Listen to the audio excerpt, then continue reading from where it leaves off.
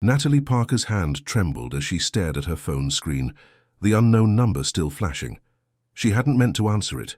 She never answered unknown calls, but she'd been expecting news about her job application all week, and desperation had overridden caution. Now the deep voice on the other end of the line had her frozen in place, standing in the middle of her tiny apartment kitchen with breakfast burning on the stove. Ms. Wilson? Hello, are you there? Is this ultrasound really yours? The voice was authoritative, clearly accustomed to being obeyed. Natalie opened her mouth to correct him, to explain he had the wrong number, but something stopped her. Maybe it was the way her life had been falling apart lately.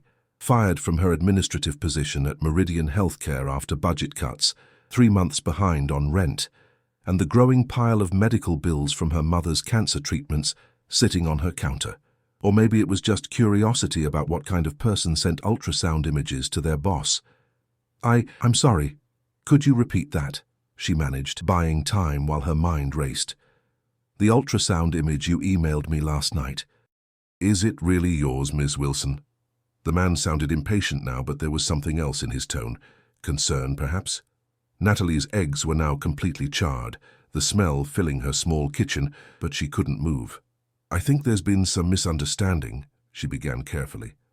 Look, Jessica, if you sent this to gain my sympathy for more time off, we need to have a serious conversation. But if it's legitimate, he paused, and Natalie heard him take a deep breath. If it's legitimate, then we need to talk about your options and how the company can support you. Jessica Wilson. The name sounded vaguely familiar. Natalie tried to place it as she finally moved to turn off the stove, scraping her ruined breakfast into the trash. Then it clicked. Jessica Wilson had been in HR at Meridian, the same company that had laid Natalie off. They'd never been close, but Natalie remembered her as kind during the exit interview, apologizing profusely for the company's decision. This is not Jessica, Natalie finally said, her voice stronger now. You have the wrong number. Silence stretched for several seconds before the man spoke again. I apologize for the confusion. May I ask who I'm speaking with? Natalie Parker, former administrative assistant at Meridian Healthcare. She hadn't meant to add that last part, but something about his voice, commanding yet somehow warm, made her want to explain herself. Another pause. Natalie Parker. Wait, you were let go during the restructuring last quarter, in Dr. Mason's department. A chill ran down Natalie's spine. Yes, how did you... I'm Jackson Reed, CEO of Meridian. The room seemed to tilt sideways. Jackson Reed, the mysterious CEO who everyone talked about, but few had actually met. He'd taken over the company 2 years ago, and immediately began making changes, some popular, others less so. The layoffs had been part of his strategic realignment, according to the corporate email Natalie had received alongside her termination notice. Mr. Reed, I'm sorry for the confusion. I'll let you go so you can reach Jessica. Wait, he said quickly. Natalie Parker, I remember your file. Exceptional performance reviews, specialized in patient coordination for oncology. Dr. Mason fought hard to keep you. Natalie blinked in surprise. The CEO had reviewed her file personally. That's correct. And yet you were let go. His voice had taken on a thoughtful quality. An oversight in our restructuring algorithm. Numbers don't always tell the full story. An awkward silence fell between them. Natalie didn't know how to respond. Was the CEO of a major healthcare company actually apologizing to her? And what about Jessica and her ultrasound? Mr. Reed, about Jessica. Yes, of course, I should try to reach her. He cleared his throat. But before I go, Miss Parker, are you currently employed? The question caught her off guard. No, I'm still looking. The healthcare job market is tight right now. It is, he agreed. But as it happens, I'm in need of an executive assistant, someone with healthcare experience and exceptional organizational skills. Would you be interested in interviewing for the position? Natalie nearly dropped her phone. You don't even know me. I know your work record. I know Dr. Mason's assessment of your abilities. That's enough to warrant an interview at least. He paused. Unless you're no longer interested in working for Meridian after how things ended. It was a fair question.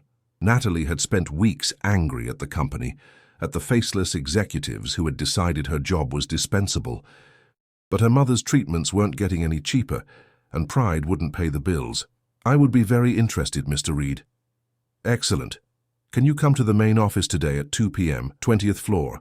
Tell security you're there to see me. Before she could respond, a notification chime sounded on his end of the call. Ah, he said, his voice changing. Jessica just texted me. Apparently she sent her ultrasound to me by mistake. It was meant for her husband. Mystery solved. He chuckled. Sometimes mistakes lead to unexpected opportunities, don't they, Ms. Parker? I'll see you at 2. The call ended, and Natalie stood motionless in her kitchen, trying to process what had just happened. A wrong number had somehow led to a job interview with the CEO of Meridian Healthcare, the very company that had laid her off 3 months ago. As she rushed to her closet to find something appropriate to wear, Natalie's phone buzzed with a text message from an unknown number, the same one that had just called her. Miss Parker, one more thing. The position pays $95,000 annually with full benefits, effective immediately upon hiring. I believe that's substantially more than your previous compensation. Looking forward to our meeting. J.R. Natalie sat down hard on the edge of her bed, staring at the message. This couldn't be real. Things like this didn't happen in real life. Wrong numbers didn't lead to life-changing job offers from powerful CEOs. Yet 3 hours later, she found herself stepping into the gleaming lobby of Meridian Healthcare's headquarters, her heart pounding as she approached the security desk. The guard checked her ID, made a quick call, and then directed her to a private elevator. Mr. Reed is expecting you, Ms. Parker, he said with a nod of respect that she'd never received during her previous time at the company. As the elevator climbed toward the 20th floor, Natalie couldn't shake the feeling that something wasn't quite adding up. Why would the CEO personally call an employee about an ultrasound? Why was he so quick to offer her an interview with a salary already determined based on a wrong number? And why did she have the distinct impression that Jackson Reed had recognized her name immediately, long before he'd mentioned reviewing her file? The elevator doors opened directly into a sleek reception area, where a professional-looking woman greeted her with a warm smile. Ms. Parker, welcome back to Meridian. I'm Claire, Mr. Reed's current assistant. He's asked me to show you in right away. As Natalie followed Claire toward a set of imposing double doors, she couldn't help but wonder what she was walking into, and whether this mistake might turn out to be the best wrong number she'd ever answered.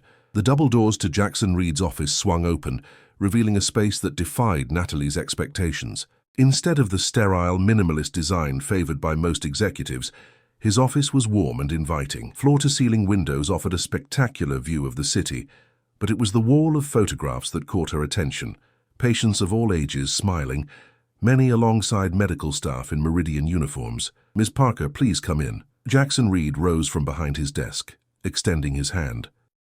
He was younger than she'd imagined, perhaps in his early 40s, with dark hair touched by silver at the temples, and keen blue eyes that studied her with unnerving intensity. Thank you for seeing me on such short notice, Mr. Reed, Natalie said, shaking his hand firmly despite her nerves. Please call me Jackson. He gestured toward a comfortable seating area near the windows. I prefer to conduct interviews in a more relaxed setting, if that's all right with you. As they settled into the chairs, Natalie noticed a folder on the table between them. Her employee file, she realized with a start. It was considerably thicker than she would have expected. I took the liberty of reviewing your complete employment history with us after our call, Jackson explained, following her gaze. Your record is even more impressive upon closer inspection. 5 years with Meridian, consistently excellent performance reviews, and several commendations from patients in the oncology department. Natalie shifted uncomfortably. If my record was so impressive, why was I let go? The direct question seemed to please him. Fair point. The truth is, the restructuring was handled primarily through analytics. The algorithm identified departments that could be streamlined, and unfortunately, your position was flagged as redundant. He leaned forward. It was a mistake, one of many I've been working to correct. By personally calling employees about ultrasound images? The words slipped out before Natalie could stop them, and she immediately regretted her boldness. To her surprise, Jackson laughed. No, that was genuinely a mix-up. Jessica Wilson is our HR director, and apparently she was trying to send her first ultrasound to her husband, Ryan. She's only just found out she's pregnant. His expression sobered. But it did make me realize how disconnected I've become from the people who make this company work. He stood and walked to the wall of photographs. When I took over Meridian 2 years ago, it was on the verge of bankruptcy. The previous leadership had prioritized profits over patients, and we were losing both. I made difficult decisions to save the company, including the restructuring that cost you your job. Natalie remained silent, watching him carefully. There was genuine regret in his voice, but also something else, a determination that seemed deeply personal. What I didn't anticipate, he continued, was how algorithms and analytics would fail to capture the human element of our work. We lost good people, people like you, and it's affected our patient care. He turned back to face her. That's why I need someone like you as my executive assistant. Someone who understands healthcare from the ground up, who can help me reconnect with what matters most in this business, people. It sounded rehearsed, like something from a corporate mission statement, but the intensity in his eyes suggested sincerity. Still, Natalie couldn't quite shake her suspicion. Why me specifically? There must be dozens of qualified candidates with similar backgrounds. Jackson returned to his seat, considering her for a moment before responding. Your file mentions that your mother is a patient in our oncology department, Patricia Parker, stage 3 breast cancer, currently undergoing experimental treatment under Dr. Lewis. Natalie stiffened. Yes. What does that have to do with this position? Everything. Jackson's voice softened. During my review of departments most affected by our cuts, oncology stood out. Patient satisfaction scores have dropped significantly in the past 3 months.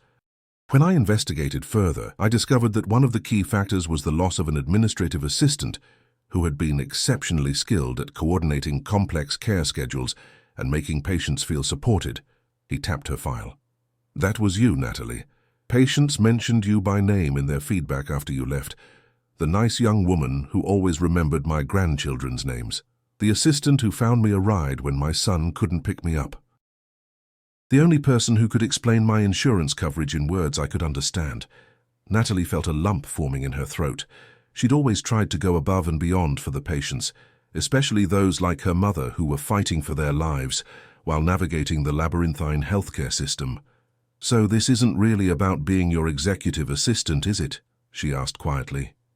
Jackson smiled. Perceptive. The title is executive assistant to the CEO, but a significant portion of your role would involve implementing a new patient advocacy program. I want to start with oncology and eventually expand throughout the hospital. Who better to help design it than someone who understands both the administrative side and the patient experience? For the first time since entering his office, Natalie felt her skepticism begin to fade. This made sense. It explained both the generous salary and why he'd been so quick to offer her the position. And my mother's treatment?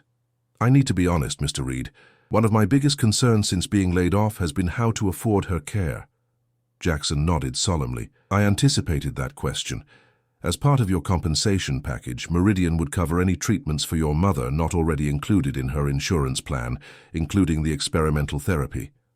Natalie's breath caught. The experimental treatment alone cost thousands of dollars per month, money she simply didn't have. That's extraordinarily generous. It's good business, Jackson countered, though his expression remained compassionate. Meridian should take care of its own. That includes the families of our employees. He paused. There's something else you should know, Natalie. She tensed, waiting for the catch, the fine print that would make this opportunity less miraculous than it seemed. Your mother's oncologist, Dr. Lewis, was my wife's doctor as well. The revelation hung in the air between them. Natalie searched his face, understanding dawning slowly. Your wife had cancer.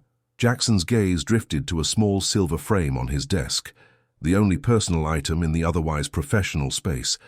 Amy was diagnosed with stage 4 breast cancer 4 years ago. She fought harder than anyone I've ever known, but we lost her just before I took over Meridian. He met Natalie's eyes again. That's why I bought the company, to change it from the inside. Suddenly the wall of patient photos made sense. The personal interest in the oncology department. The determination to fix the mistakes made during restructuring. I'm so sorry, Natalie said softly. I had no idea. Most people don't. The board thought it would appear as a conflict of interest if my personal connection became public knowledge. He straightened in his chair, visibly pulling himself back to the present. But I wanted you to understand why this position and finding the right person for it matters so much to me. Natalie felt as though she was seeing Jackson Reed clearly for the first time, not as the cold corporate CEO who had authorized her layoff, but as a man with his own painful history, trying to create meaning from loss. "When can you start?" he asked, his professional demeanor returning.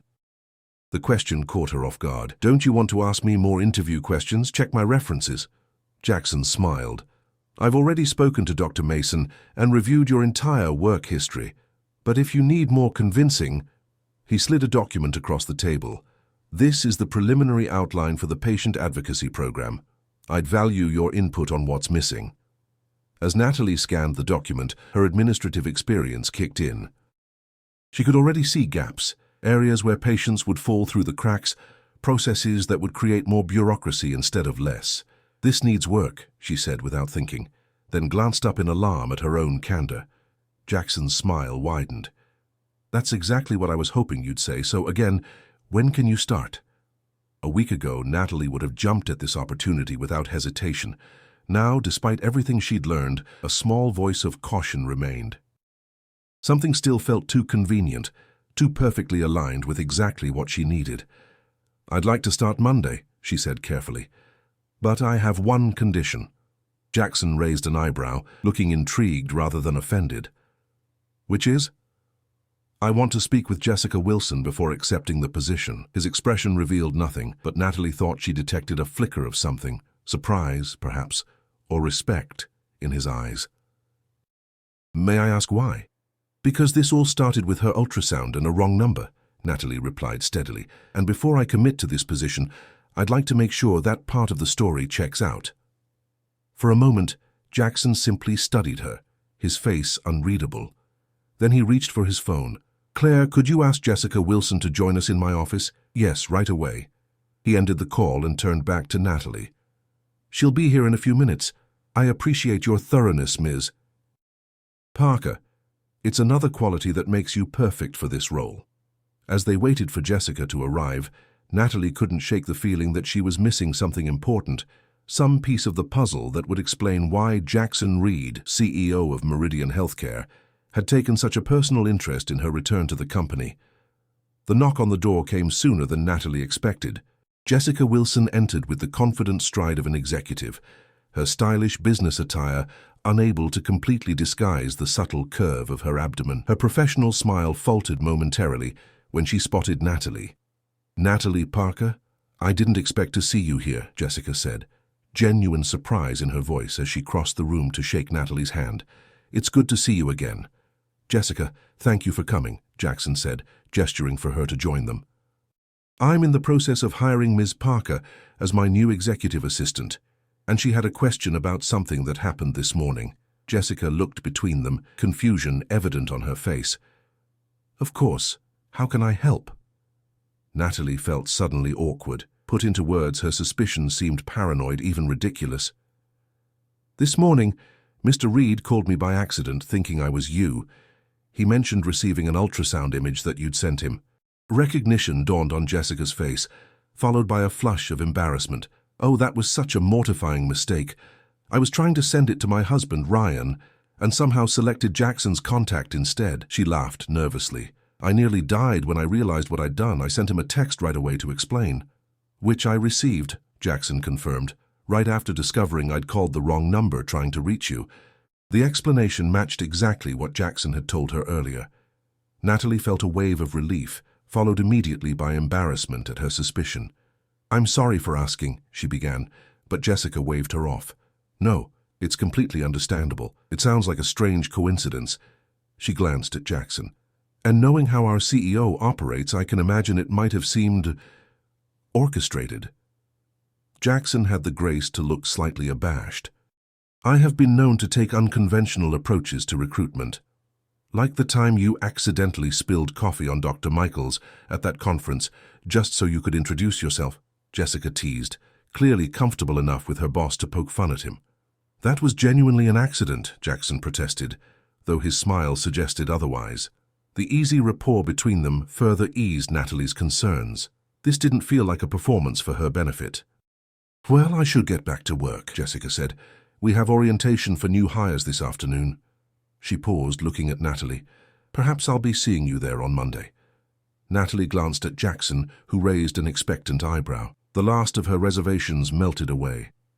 Yes, I believe you will. After Jessica left, Jackson extended his hand. Welcome to Meridian Healthcare, Ms. Parker. Or rather, welcome back. Thank you, Mr. Reed. I look forward to working with you. They shook hands, the agreement sealed. I'll have Claire email you all the necessary paperwork and details about Monday. He walked her to the door. And Natalie, I admire your caution. It's a quality that will serve us both well. As Natalie rode the elevator down to the lobby, her mind whirled with everything that had happened. In the span of 6 hours, she'd gone from unemployed and desperate to having a high-paying job with benefits that would cover her mother's treatments. It felt surreal, like the plot of a movie rather than her actual life. Outside the Meridian building, the spring sunshine warmed her face as she called her mother to share the news.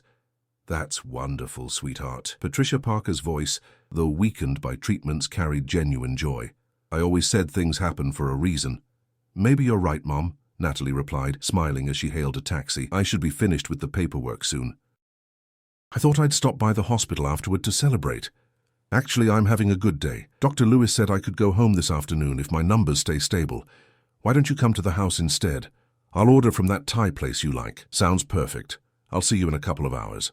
Natalie spent the next hour at a coffee shop, methodically completing the electronic onboarding forms Claire had already sent to her email. The efficiency impressed her. Jackson Reed clearly didn't waste time once decisions were made. Among the standard employment documents was a detailed description of her role. As Jackson had explained, she would split her time between traditional executive assistant duties and developing the new patient advocacy program. The latter would involve considerable autonomy and the authority to implement changes across departments, far more responsibility than she'd had in her previous position. Just as she finished the last form, her phone buzzed with a text from an unknown number. Ms. Parker, Jackson Reed here. One more thing. I've arranged temporary parking for you in the executive garage until your permanent pass is ready. The code is 5429. See you Monday. Natalie stared at the message. How had he gotten her number? She hadn't included it on any of the forms yet. She quickly scrolled through their earlier conversation, confirming that she had never given it to him during their call either. A prickle of unease returned. She considered texting back to ask, then decided against it. It was probably in her old employee records. Still, the coincidences were beginning to pile up in ways that made her slightly uncomfortable.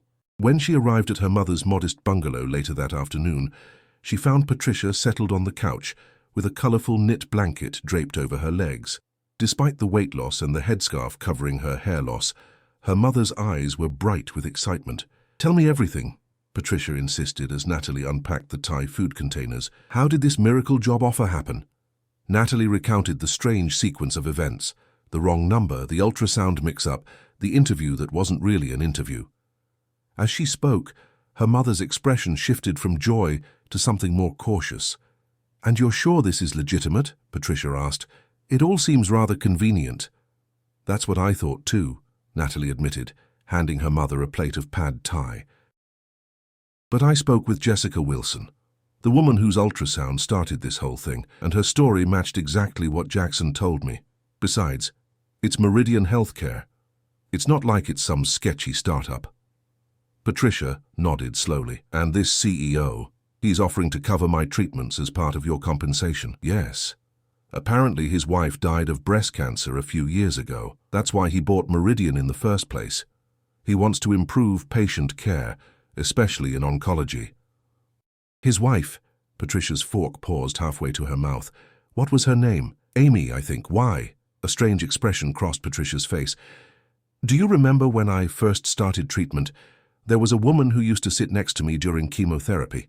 Amy Reed. We became friendly. She'd bring crossword puzzles for us to solve together while the drugs dripped. She set her fork down. She passed away about 2 years ago. Natalie felt a chill run through her. Did she ever mention her husband? Jack, she called him Jack, said he was some kind of financial investor. Patricia's brow furrowed. I think I met him once or twice when he came to pick her up. Tall man, dark hair with a bit of grey. Very devoted to her. The description matched Jackson Reed perfectly. Natalie's mind raced, trying to process this new information. If Jackson's wife had been her mother's chemo companion, then he must have known who Natalie was all along. But why not mention the connection? "Mom, did you ever talk about me to Amy? About my job at Meridian?" Patricia thought for a moment. "I'm sure I did. I was so proud when you got that position, and I probably talked about how helpful you were with all my medical paperwork." She frowned slightly. "Natalie, what are you thinking?" "I'm thinking there's more to this job offer than Jackson Reed is telling me," Natalie said slowly. "The wrong number called this morning. I don't think it was a coincidence at all. But the HR woman confirmed it was a mistake, didn't she? Yes, but what if Jessica was in on it? What if Jackson engineered the whole thing?" Even as she said it, Natalie realized how paranoid it sounded. Why would the CEO of a major healthcare company go to such elaborate lengths to hire her specifically? Patricia reached across the table to take her daughter's hand. "Sweetheart, sometimes good things happen for simple reasons. Maybe Jackson remembered you from Amy's treatments and recognized your name when the layoffs happened. Maybe he feels guilty about letting you go when his wife's friend's daughter was affected." "Maybe," Natalie conceded, though doubt lingered. "But I can't shake the feeling that there's something he's not telling me." Her mother squeezed her hand. "Then find out what it is. You've always been good at getting to the truth of things. Just don't let suspicion rob you of what could be a wonderful opportunity." Later that night, after making sure her mother was comfortably settled, Natalie sat at her laptop, the glow of the screen illuminating her determined face. If there was more to the story of Jackson Reed's interest in her, she would uncover it before Monday. She began by searching for information about Amy Reed, finding a touching obituary that mentioned her brave battle with breast cancer and her marriage to Jackson Reed, who purchased Meridian Healthcare in her honor. The timeline matched what Jackson had told her. Next, she looked into the company's financial records since Jackson's takeover. True to his word, Meridian had been struggling before his purchase, and he'd implemented significant changes, including the restructuring that had cost Natalie her job. But the most recent quarterly report showed a remarkable turnaround, with patient satisfaction scores climbing and financial stability returning. Everything checked out, yet her instincts continued to whisper that she was missing something important. As midnight approached, Natalie found herself scrolling through Meridian's press releases from the past year. One headline caught her eye: "Meridian Healthcare launches Breakthrough Cancer Research Initiative in partnership with Reed Foundation." The article, dated just 3 weeks ago, detailed a major research project focused on developing new treatments for aggressive breast cancers, funded entirely by the Reed Foundation, a private charity established by Jackson Reed in his late wife's memory. And there, in the final paragraph, was the missing piece. The initiative will be led by Dr. James Lewis, who previously treated Mrs. Reed, and will build upon promising research begun in clinical trials last year, trials that have shown particular success in patients with genetic profiles similar to the late Mrs. Reed's. Natalie stared at the screen, the truth dawning with startling clarity. Her mother was part of those clinical trials under Dr. Lewis, trials funded by Jackson Reed, designed to develop treatments that might have saved his wife if discovered sooner. Patricia Parker wasn't just any patient. She was a test subject for the treatment Jackson was passionate about advancing, a treatment that might help countless women in the future. And Natalie had just agreed to work directly for the man funding it all. Monday morning arrived with a clarity Natalie hadn't felt in months. After a weekend of research and reflection, she'd made her decision about Jackson Reed and the position at Meridian Healthcare. As she rode the elevator to the 20th floor, she rehearsed what she would say when she saw him. The doors opened to reveal Claire packing her desk, carefully placing framed photos into a cardboard box. "Good morning, Natalie," Claire greeted her warmly. "Mr. Reed is expecting you. He's asked that you go right in." "You're leaving?" Natalie asked, surprised by the immediate transition. Claire smiled. "Being promoted, actually. Director of Administrative Services, a new position Jackson created. I'll be overseeing the implementation of the patient advocacy program across departments once you've designed it." She lowered her voice. "Between us, I think he's been planning this restructuring for months. Your arrival was the final piece that aligned with Natalie's discoveries. Jackson Reed didn't leave anything to chance, including apparently her recruitment." She thanked Claire and approached the imposing double doors with renewed determination. Jackson was standing at the windows when she entered, gazing out at the city below. He turned at the sound of the door, his expression brightening. "Natalie, welcome. I trust you had a restful weekend?" He gestured to a sleek desk positioned near his own. "Your workstation is ready. I thought we'd start by reviewing the patient advocacy framework together." "Before we begin," Natalie said firmly, "I need to ask you something." Jackson's smile faltered slightly, but he nodded. "Of course. Did you know my mother was Amy's friend from chemotherapy when you offered me this job?"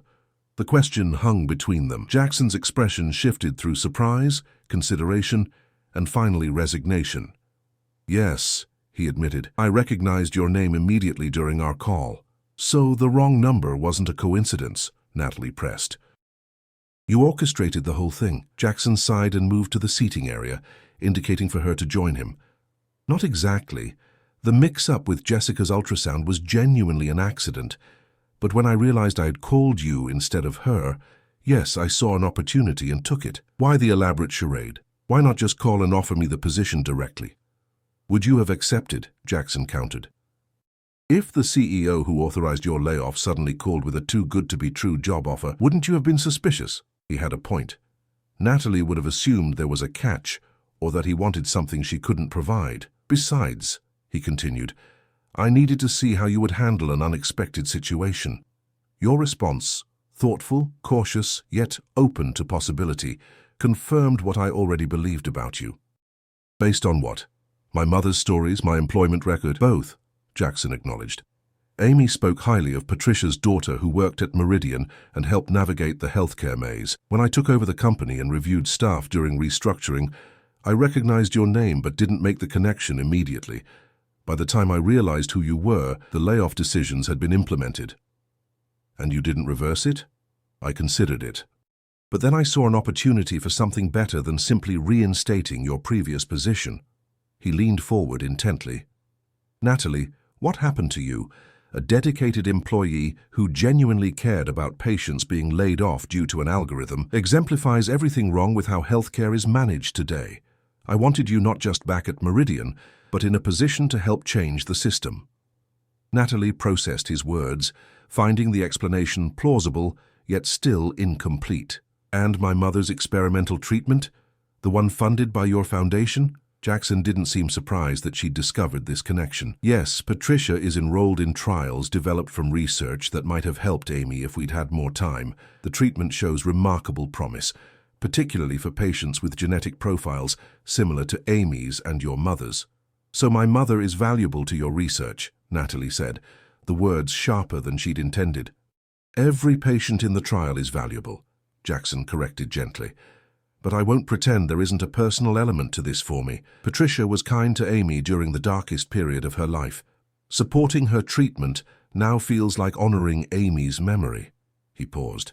"That said, your mother's participation in the trial is completely separate from your employment. Whether you accept this position or not, her place in the program is secure." Natalie studied him carefully, looking for signs of deception. Instead, she found only earnest intensity, the same expression she'd noticed during their interview when he spoke about changing Meridian from within. "There's one more thing you should know," Jackson added. "The patient advocacy program wasn't my idea originally, it was Amy's." He reached for a leather portfolio on the table and withdrew a handwritten letter, carefully preserved in a clear protective sleeve. "This was part of a letter Amy wrote to me in her final weeks. I'd like you to read it." Natalie hesitated before accepting the deeply personal document. The handwriting was shaky but determined. "Jack, when I'm gone, I need you to promise me something. The hardest part of this journey hasn't been the pain or even facing mortality. It's been the feeling of helplessness within a system that's supposed to heal. No patient should have to fight both cancer and bureaucracy. If you really go through with buying Meridian, create something new. A program where patients have advocates within the system, real people who understand both the medical and human sides of healthcare. Patricia's daughter at Meridian seems to do this instinctively. Find more people like her. Build something that makes the unbearable a little more bearable for those who come after me." Natalie carefully returned the letter, a lump forming in her throat. "I had no idea." "Few people do," Jackson said quietly. "I've spent 2 years preparing Meridian for this transformation, cutting costs where possible, improving efficiency, building the financial foundation needed to support patient-centered innovations that don't immediately generate profit. He met her eyes directly. I need someone who understands Amy's vision from the inside out, someone who's lived both sides of healthcare, as a provider and as family to a patient. The pieces finally aligned in Natalie's mind, forming a picture more complex but ultimately more hopeful than she'd imagined. Jackson Reed hadn't manipulated her into taking this position out of charity or obligation to her mother. He truly believed she was the right person to help implement a vision born from his wife's suffering, a vision that could transform patients' experiences at Meridian and perhaps beyond. "So," Jackson said, watching her carefully, "now that you know everything, are you still interested in the position?" Natalie took a deep breath. "Yes, but with one condition." "Name it." "Complete transparency moving forward. No more orchestrated coincidences or hidden motivations. If we're going to work together on something this important, I need to know you're being straight with me." Jackson extended his hand. "Agreed. Partners in transformation?" "Partners," Natalie confirmed, shaking his hand with newfound confidence. 6 months later, Natalie stood at the podium in Meridian's largest conference room, addressing the assembled department heads and medical staff. Behind her, a screen displayed the logo for the newly launched Amy Reed Patient Advocacy Program. Today marks the official implementation of a program that reimagines how we support patients through their healthcare journey, she began, her voice steady despite the butterflies in her stomach. "Over the past 6 months, we've piloted this approach in oncology with remarkable results. Patient satisfaction scores have increased by 38%, treatment compliance has improved by 42%, and perhaps most importantly, patients report feeling seen and supported as people, not just medical cases." From the front row, Jackson nodded encouragingly. Beside him sat Patricia Parker, now in remission following the successful completion of her treatment protocol. The experimental therapy funded by the Reed Foundation had proven so effective that it was being fast-tracked for broader clinical trials. Starting next month, every department at Meridian will have dedicated patient advocates, trained not just in medical administration, but in empathetic communication and navigation of healthcare systems, Natalie continued. These advocates will serve as bridges between patients, medical teams and administration, ensuring that no one feels lost or forgotten within our walls. As she detailed the implementation plan she'd spent months developing, Natalie couldn't help but reflect on the strange path that had led her here. A wrong number, an ultrasound meant for someone else, a connection between two women united by the same devastating disease, all converging to create something meaningful from tragedy. After the presentation, as staff members approached with questions and congratulations, Jackson made his way to her side.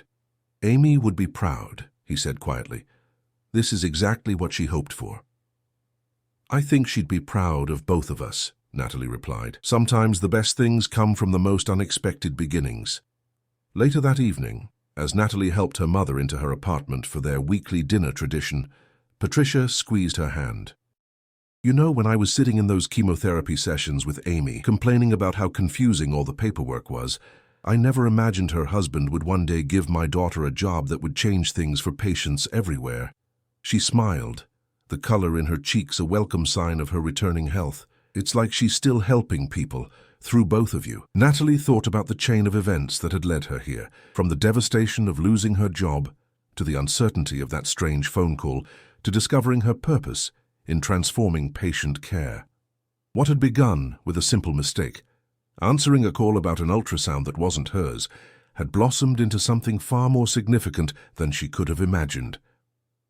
"Mom," Natalie said, setting plates on the table for their meal. "Remember how you always said things happen for a reason?" Patricia nodded, her eyes twinkling. "And was I right?" Natalie thought of Jackson Reed, of Amy's letter, of the patients whose lives were already changing because of the advocacy program. She thought of her mother's remission and the treatments that would help countless other women facing the same diagnosis. "Yes," she said softly, "I believe you were." As they sat down to dinner, Natalie's phone buzzed with a text message from Jackson. "Just received the board's approval for Phase 2 funding. The Amy Reed Patient Advocacy Program is officially expanding to all 5 Meridian hospitals across the state. None of this would be possible without you. Thank you for answering that call." Natalie smiled as she read the message.